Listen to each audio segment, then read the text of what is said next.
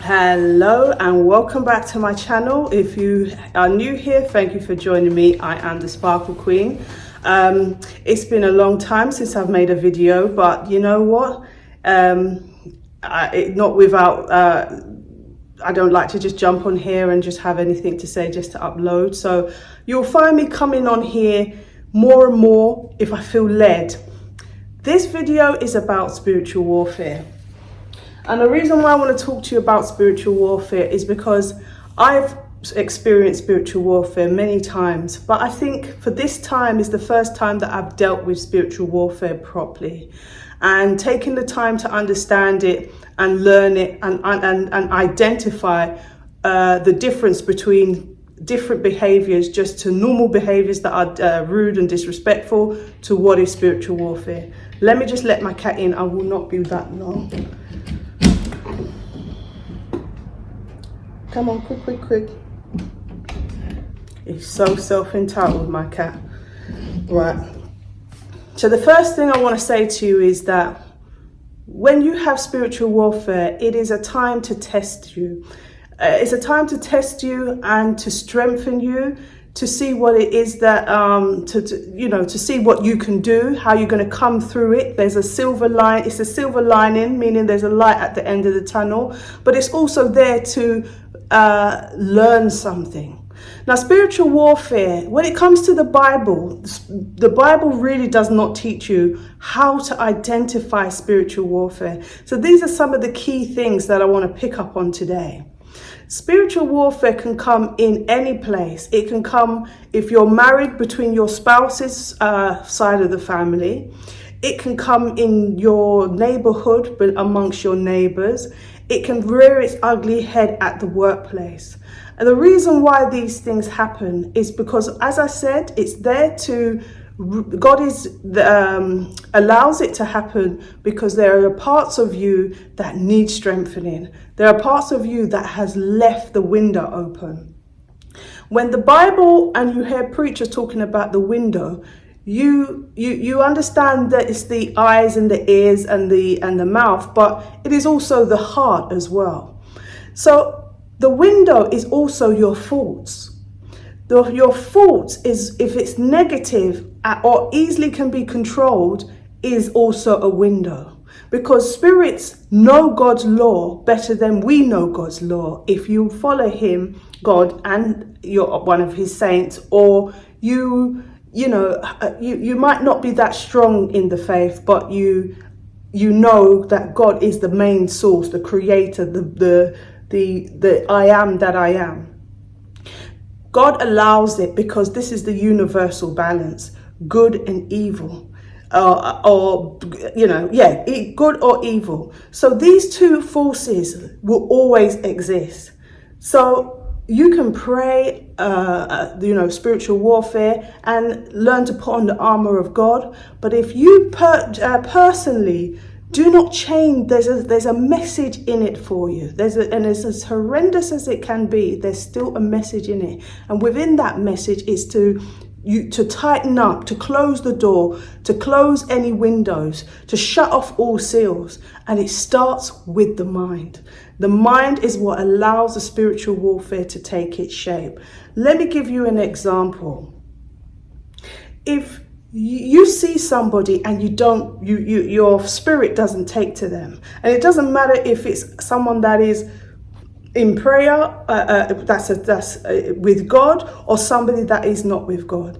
If you see someone from that kind of opposite side and you say nothing's happened, you don't know them, they're still an unknown person to you, and the first thing you say is, I don't know what it is, but it's something about that person I don't really like. You are now calling that person to be an opponent in your life going forward. It might take its shape there and then. It might take its shape 6 months from now. Your frequency and your vibrations has to always be up here. An eagle flies high. An eagle never flies low. The higher the issue, the higher the eagle flies. God sees us as that eagle, and the frequency is a representation of that eagle. So let's go to identifying spiritual warfare, and then we'll come back to that. sort of conversation which goes on within the same radius of this. The first thing is that you will not notice that groups will form against you. Groups that were never friends before you came along. These types of people, because remember the Bible says the enemy comes to kill, steal and destroy. So when these people come, they know that you're more powerful. It's not them. Let's be clear. It's the spirit that has attached themselves to that person, knows you carry a light, and that light is of God. And through that light, that's where the hate comes from them to you, because they understand you've received blessing and love from God, which is the most powerful thing you can receive. So they pick up on that. They form groups because individually they do not feel they can take you down by themselves. They will create within that group that they're not even friends, but you are the main common denominator. They are on an assignment to kill, steal and destroy. They will create confusion towards you. You do not know what's going on. If they can't create confusion, they can't get you that way, they will start to have the lying tongue and spreading lies and slander. And they will try also to isolate you by influencing people that don't know you and creating allies, to create a narrative or a false character about yourself. Not only that, what you will notice with people that are under possession by darker spirits is that they also, even though they say they don't like you, they will be watching you. They'll be watching you, what you do, where you go, if they're in your neighborhood, even when you leave the house, you come back. If they can't get you that way, they will try their hardest to see if they can look you up on social media and try and find out, as much as they possibly can, your family, what friends you have, who you're dating, if you've got children, anything that you post about yourself, they will want to know all of that as a way of finding ammunition against you, a way of feeling like they have something to sort of snuff you about. Because the truth is, they know that you are better than them. They know that your walk and your path is greater than theirs, and they're choosing not to join or to be on the side that you're on, which is to follow God. Okay, which is to pray, follow God, live a better life, serve their purpose. The only way in spiritual warfare, when you've put on the armor of God and it doesn't work, is if you are not changing your thought process. Your thought process is the most powerful thing. And if you're creating and speaking life into the spiritual warfare, it gives more torment for you in your life, because they can see, and remember, this is what they want. They want to torment you, and they want confirmation. They want to see you cry. They want to see that they've broken you down, because then they feel like, yes, we won. They want you to give in and say, okay, I'm wrong, you're right, even if you've done nothing wrong. Because remember, in spiritual warfare, all you've got to do is breathe. And these people will come up against you because they don't even understand why they're doing it. They just know that they're doing it. And they will lead themselves to believe that you are the problem, when in fact it is them that is the problem. And they are like spiritual children. So even though these people could be ranged from 15 to 80 years old, okay, they're spiritual children. Physical age has nothing to do with the spiritual body. And in spirit, they are children. They have not progressed or evolved in their spirit life whatsoever. Number 2, God wants you to develop your spiritual life and strengthen it. Because more time We go to church. Well, not me personally. I'm a woman of faith, but I do not attend a church because I find, just very briefly, that some churches don't cover some of the aspects of what God really is. The Bible doesn't even tell you who God really is, you know? So I seek those information because if I am following an entity, I want to know what that entity is in all its entirety. And hopefully you feel the same. So my hope, for me, when I came into my own spiritual warfare, I had to learn. One was to wait on the Lord, okay, and to trust in Him.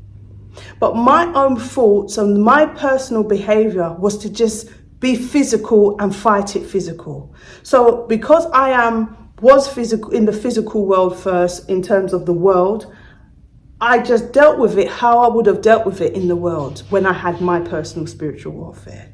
Until I had to realize, and I was told, this is not, I'm trying to fight this physically. This is not a physical thing. This is spiritual warfare. So when spiritual warfare comes, know that these people do not have new tricks because they are of the devil, their father, and the devil, their father, does not have any new tricks. It is one way and one way only. To torment, to confuse you, to come up in groups, to create slander, to create lies, to spy, to be jealous of you, to be envious of you. These are the traits that will be of the people that will come up against you. Remember, who are not even friends. They're just on an assignment to carry out and to see whether you can pass that test or not. Your side of it is to strengthen yourself. Strengthen your thought process. No negative thought processes. Pray if you feel like sometimes you are distracted or you have disbelief in yourself, or there's a lack of self-love, lack of self-value, lack of having fear, worry. All of those traits is an issue for you and basically following the Lord. Because when you're in God, there is no room for fear, worry, negative thoughts. Everything about you needs to be strengthened, and how you view life is very important. How you speak about yourself is very important, and how you speak about your life is very important, because like I said, words have power. And when we say anything that is doubtful, worrying, or shows our fear, what we fear about life and ourselves, you will have these attacks which will have no real connection to what it is you're dealing with. But it's there to drive and force you to experience those emotions within the warfare. Now, just going back slightly, my spiritual warfare was, I had 5 people in my neighborhood, neighbors amongst me, that went against me for no justifiable reason whatsoever. You don't really need one with these kinds of people. They are people that have been hurt. They are people that have trauma. They are people that have a dark soul, fragmented soul. So evil can host themselves within that person. Just like an angel can host themselves within a human, evil can host themselves within that a person of a low vibrational. That is low vibrational. So when these spiritual warfare happens, God's reminding you, you need to stay high like an eagle. Your frequency needs to, the spirit within you needs to remain high in order for me to administer my angel of hosts to speak to you. Administer, allowing you to hear my words, allowing you to hear my guides, allowing you to hear anything, all the gifts that is your purpose. On your life's purpose, so you can carry out your life purpose with ease. But if you are up and down, or you matching them on the low vibrational, you are pulling away. You will be pulling away the connection the telepathic connection to the Most High God. So in hindsight, okay, when we think, okay, I want to say something before I go on to say that. When I read the Bible, one of the things that stood out to me was in many of the stories, because the Bible is like an Anansi in a respect. It doesn't mean that it's not true. It just means that like I said, it's not about God as the creator. Okay? But one of the things in that day, those people, what stood out to me is that anytime they interacted with each other and they carried out a task or they went to each other's house, where by the end of that meeting, no matter what it was, there was a blessing given. They blessed each other. These days, all people do is curse you. And that is still powerful as well. But all people do that nowadays is cursing you. When you are given a blessing, that is the highest form of a gift somebody can give to you. Because that prayer towards you is given, it's sent to heaven. And it's like giving you wealth and being bountiful if you can have 10 people bless you. Churches don't even do that, encourage that. But it's a powerful, powerful thing. Don't just ask for prayers when you're sick. You're supposed to, when you congregate as saints, you pray for each other immediately. You pray for each other just like you pray to God. And you give each other blessings that way, covering each other. So therefore, you have favor, you have blessing, you're bountiful. All of our purpose, when it comes down to it as saints, is to ascend and represent God here on earth. Okay? When we represent God, we show the wicked how you are supposed to act. And when I say about fear, I mean God wants us, the Creator God, a higher wants us to, when we interact with each other, okay, and there is discord or spiritual warfare, because spiritual warfare could take its fatal turn, that you never fight back, that you never hit back, that your love within you from God that you've received is emanated out and it's powerful, that it would never want you to slap your opponent back. Even if your opponent tries to fight you, you could be the better fighter. You could be even if the opponent is trying to curse you out or cuss you out, you may have a sharper tongue. But that is the old you, which is of the world. And it takes more strength to be still and to be silent than it is to extend your arm and slap someone across the face. That is quick and easy. But because we are the body, and even though there is hate as much as love, we are all still one. So even though I might be the lung, the person who hates me is the arm. They are still part of the body. Whether they decide to pray or not, because they're still God's children. In fact, God still loves them just as much as he loves me, even though they have consequences. And those consequences will be very painful, extremely painful for them. But it's a small price to pay to be silent, to be still, and to wait on the Lord, than to join in, lower your vibration, create discord and upset for other people in their life. Because when it's the appointed time and it's the courts of heaven decide, you have to feel everything you dished out. You slap someone, you will actually have to feel it back. You curse somebody, you have to feel it back. You've robbed people of their money, you have to have something taken from you too. It's the law of averages. So it is a small price to pay. If you fear that you're going to get sick, you will get sick. If you fear that you're going to catch a disease, you will catch a disease. Anything you fear, you bring to yourself. And if you speak life into it, it will definitely come to pass. What we have to do as saints on a regular basis is boost ourselves up, bless ourselves, and also each other,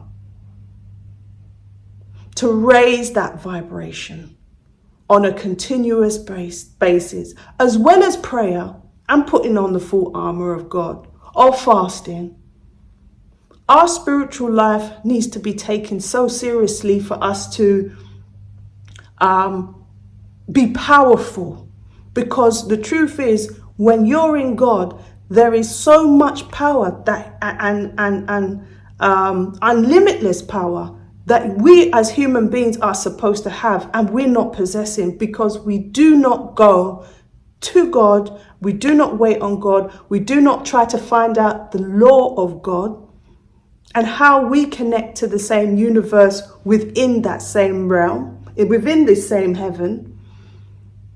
So telepathically, we're supposed to be able to speak to one another and hear each other as saints. We are supposed to be able to speak to God and hear from God. Well, actually, we're not going to ever hear from God directly, and I'll tell you why.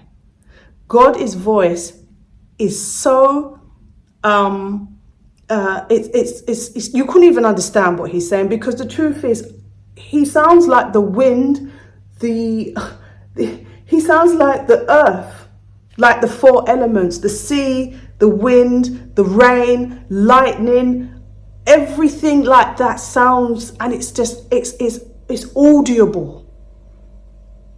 All it will do is make you sweat, shudder, be fearful, be scared, and you just want to hide, because spiritually you feel, this is something far too powerful and great for you to even comprehend. So God uses the angels of hosts to communicate to you, because our energy, our vibrations is a little too low for us to connect anyway. So when we say we spoke to God or God spoke to us, it is through the angel. God gives the angel the green light to say, yeah, you can speak to that person, or that person needs help. Sometimes you don't even be praying. Some people don't even be praying, and God comes and allows angels to come and speak to them. Why? Because somebody else within their family, of their friends, may have been praying for that person. Their grandmother, somebody, unbeknownst to the person that is on the dark side, on the side of the wicked. And they have been given favor because all their prayer bottles have been stacked up on the behalf of someone else. So praying for someone is huge, it's massive. Blessing each other is massive. And when it comes from the heart and it's authentic, it's even more of a big deal. So I hope I covered everything, okay? There are Psalms that you can read if you're going through spiritual warfare. The one I read was Psalms 50. Well, actually, the one that was given to me by God was Psalms 54 and Psalms 36 on quite a regular basis, because that personally pertained to me and my situation. But you know what? On top of that, I then started to hear telepathically words given to me by the angels of hosts. And I haven't brought it here, but I'm going to quickly go and grab it, and I want you to listen, and hopefully, because this is top shelf stuff, okay? So please hang on for a second. I'm just going to grab it. It's just over there. One sec.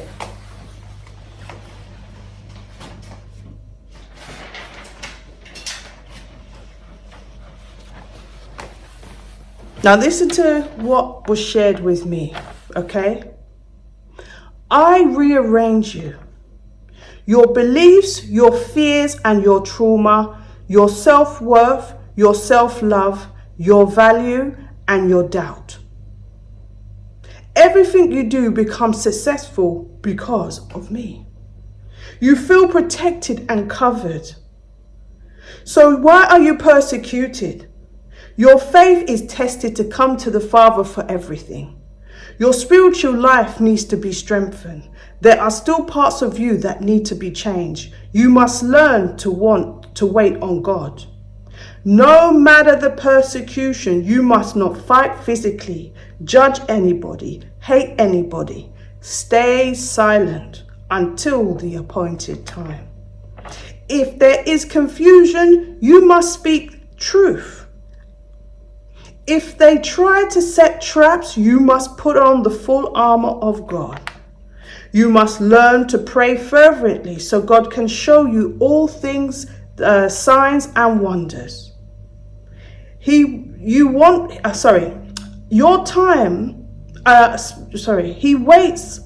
I think I've written this bit a bit. It's my fault. He wants your time because the love he has is unmanageable, unexplainable for any human mind. These things I tell you is to maintain consistency in your frequency. Going against them will lower your frequency and you will feel that in your energy. Bad energy, what you call the enemy, is there to distract you. But when you speak life into that energy, you create that reality. Reflect on what I am saying. Don't believe me? Write down your thoughts every time it's a negative one and watch it come to pass.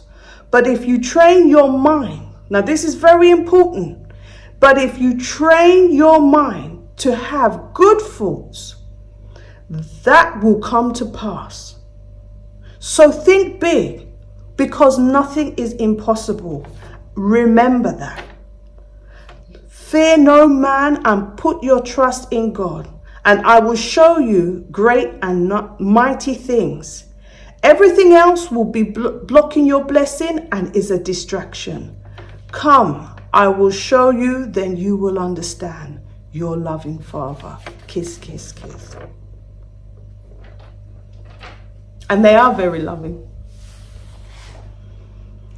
So, as it was shared with me, I'm sharing it with you. Stay positive, put on the armor, go to the Father, learn to wait on him, let go of doubt, trust, negative thoughts, and you will win the spiritual battle. Until next time, I am the Sparkle Queen. Amen and peace.